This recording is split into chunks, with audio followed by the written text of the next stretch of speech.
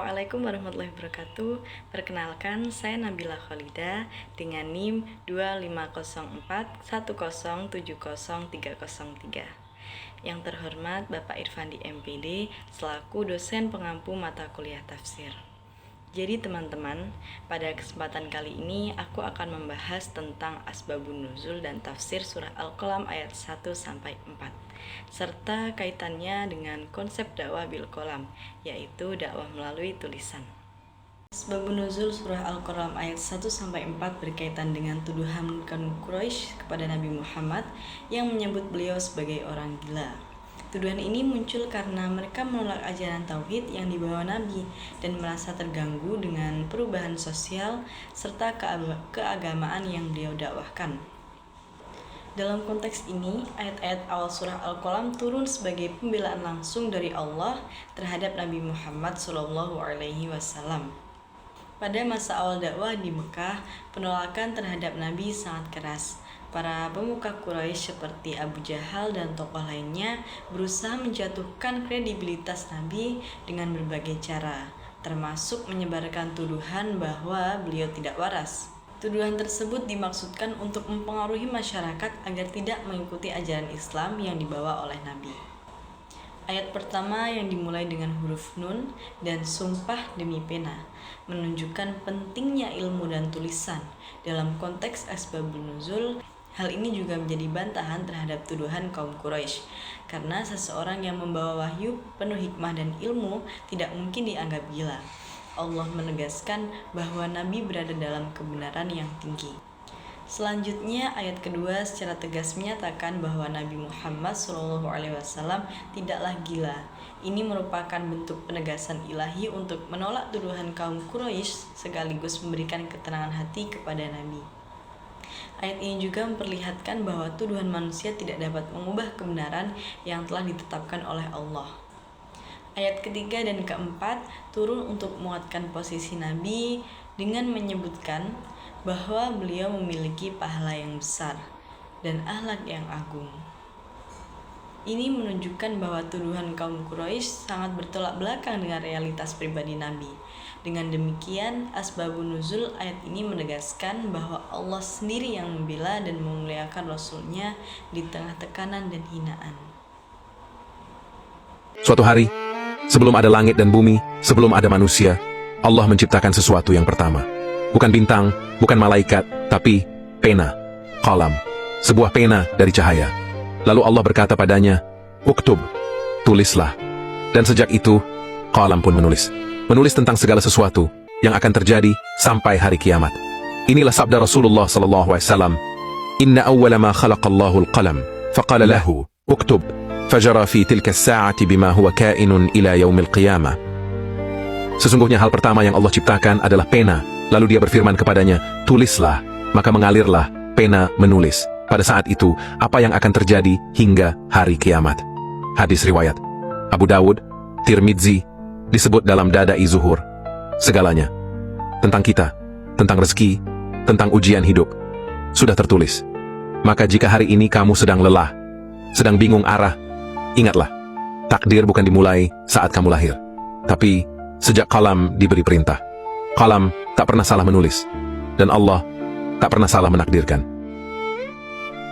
Surah Al-Qalam adalah salah satu surah Makkiyah yang turun pada masa awal kenabian.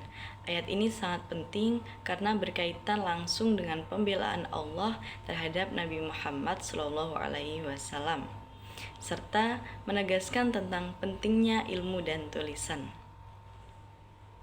A'udzu billahi minasyaitonir rajim. Bismillahirrahmanirrahim.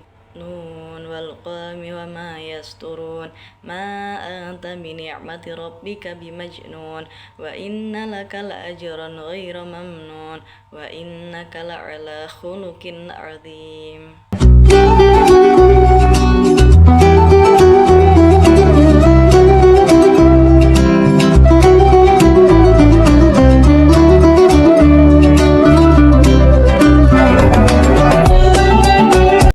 Al-Qalam ayat 1-4. Nun wal qalami wa ma yasturun. Pada ayat pertama, Allah berfirman dengan huruf Nun yang maknanya hanya diketahui oleh Allah. Kemudian Allah bersumpah demi pena dan apa yang mereka tuliskan. Para ulama tafsir menjelaskan bahwa pena melambangkan ilmu, pengetahuan, dan peradaban. Ayat ini menegaskan bahwa Islam sangat menjunjung tinggi ilmu sebagai dasar kehidupan manusia. Ma anta bini'mati rabbika bimajnun. Ayat kedua berbunyi bahwa Nabi Muhammad SAW tidak gila. Dalam tafsirnya, para ulama seperti Ibnu Katsir menjelaskan bahwa ini adalah bantahan langsung terhadap tuduhan kaum Quraisy. Allah menegaskan bahwa Nabi berada dalam keadaan yang sempurna, baik secara akal maupun spiritual, serta mendapat bimbingan wahyu. Wa inna laka la'ajran ghairu mamnun. Pada ayat ketiga, Allah menyatakan bahwa Nabi akan mendapatkan pahala yang tidak terputus.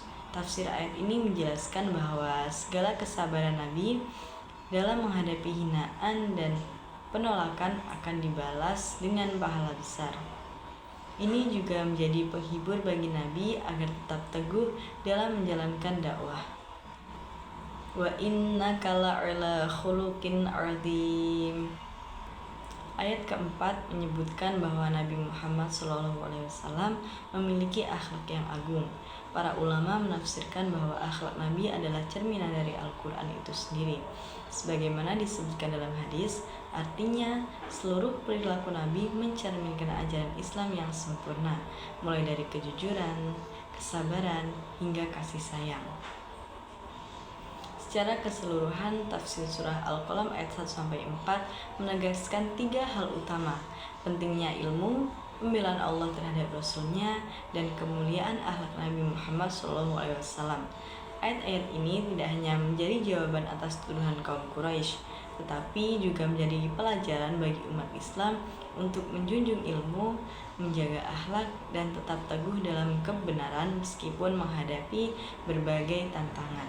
Ayat 1-4 secara umum berisi sumpah Allah dengan pena dan tulisan, penegasan bahwa Nabi bukan orang gila, janji pahala besar, penegasan bahwa Nabi berakhlak agung. Makna besarnya adalah Allah menegaskan bahwa dakwah Nabi adalah benar, dan salah satu simbol kebenaran itu adalah pena dan tulisan. Baiklah, berikutnya aku akan membahas tentang asbabun nuzul. Menurut para ulama seperti Al-Tabari, Ibnu Katsir, dan Al-Wahidi, ayat ini turun ketika kaum Quraisy menuduh Nabi sebagai orang gila. Tuduhan ini muncul karena mereka tidak menerima ajaran tauhid yang dibawa Nabi. Mereka menganggap wahyu sebagai suatu yang aneh dan tidak masuk akal. Namun, Allah langsung membantah dengan sumpah yang kuat, Nun demi pena, menunjukkan bahwa yang dibawa Nabi adalah ilmu, bukan kegilaan. Jadi, sebab turunnya ayat ini adalah untuk membela Nabi, menguatkan beliau, dan meluruskan kesalahpahaman masyarakat. Tafsir ayat per ayat. Nun wal qalami wa ma yasturun. Nun demi pena dan apa yang mereka tulis. Menurut Fakhruddin Ar-Razi, pena adalah simbol ilmu dan peradaban manusia. Menurut Ibnu Katsir, Allah bersumpah dengan pena karena tulisan adalah alat menyebarkan ilmu. Maknanya, tulisan memiliki kekuatan besar dalam menyampaikan kebenaran. Disinilah konsep dakwah bil qalam muncul.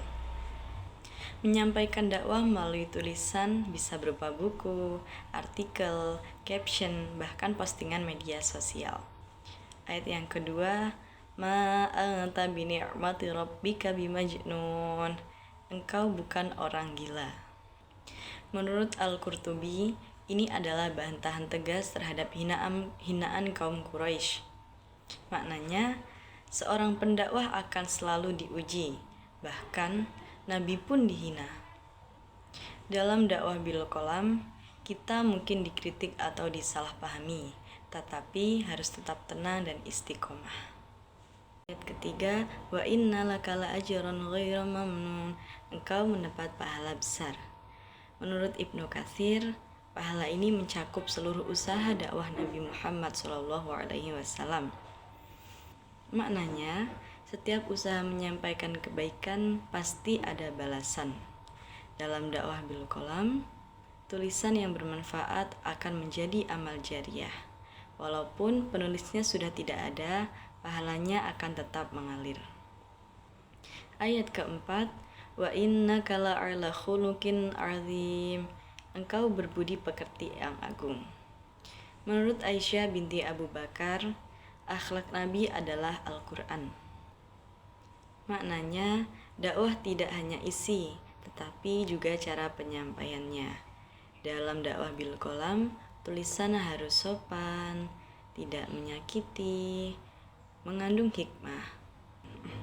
Konsep dakwah bil qalam. Dari ayat ini kita bisa mengambil konsep bahwa dakwah bil qalam adalah menyampaikan ajaran Islam melalui tulisan. Apa itu contohnya? Contohnya menulis artikel Islami, membuat caption dakwah di media sosial, menulis buku atau catatan kajian. Dan ada keunggulannya. Apa aja keunggulannya? Bisa dibaca banyak orang, bisa bertahan lama, dan tentu saja akan menjadi amal jariah. Adapun kesimpulan dari surah Al-Qalam ayat 1-4. Allah memuliakan pena dan tulisan. Dakwah tidak hanya lisan, tetapi juga tulisan. Seorang pendakwah harus sabar terhadap hinaan. Akhlak adalah kunci utama dalam berdakwah. Dakwah bil qalam sangat relevan di zaman sekarang, terutama di era media sosial. Akhirnya, semoga kita bisa menjadi bagian dari orang-orang yang menyebarkan kebaikan, baik melalui lisan maupun tulisan. Kesimpulannya, asbabun nuzul dari surah Al-Qalam ayat 1-4 menunjukkan bahwa turunnya ayat-ayat ini tidak terlepas dari tekanan dan tuduhan kaum Quraisy terhadap Nabi Muhammad SAW yang dianggap gila. Tuduhan tersebut merupakan bentuk penolakan terhadap dakwah tauhid yang beliau bawa. Melalui ayat-ayat ini, Allah memberikan pembelaan langsung yang menegaskan bahwa Nabi berada di jalan kebenaran dan tidak sedikit pun memiliki kekurangan sebagaimana yang dituduhkan. Dari sisi tafsir, ayat-ayat ini mengandung makna yang sangat mendalam, terutama terkait dengan pentingnya ilmu yang dilambangkan dengan pena, serta penegasan bahwa Nabi Muhammad SAW adalah sosok yang sempurna, baik akal dan akhlaknya. Allah tidak hanya membantah tuduhan kaum Quraisy, tetapi juga menguatkan hati Nabi dengan janji pahala yang besar dan tidak terputus atas kesabaran beliau dalam menghadapi berbagai ujian dakwah. Secara keseluruhan, asbabun nuzul dan tafsir ayat 1-4 surah Al-Qalam mengajarkan bahwa kebenaran tidak akan goyah oleh hinaan manusia. Ayat-ayat ini menegaskan 3 nilai utama, yaitu keagungan ilmu, kemuliaan akhlak, dan jaminan pertolongan Allah bagi hambanya yang tetap teguh di jalan kebenaran. Pesan ini menjadi pedoman bagi umat Islam untuk terus berpegang pada ilmu dan akhlak mulia dalam menghadapi berbagai tantangan kehidupan. Mungkin itu saja yang dapat saya sampaikan. Apabila ada kekurangan, saya mohon maaf yang sebesar-besarnya. Terima kasih karena telah menyimak video ini. See you next time. Wassalamualaikum warahmatullahi wabarakatuh.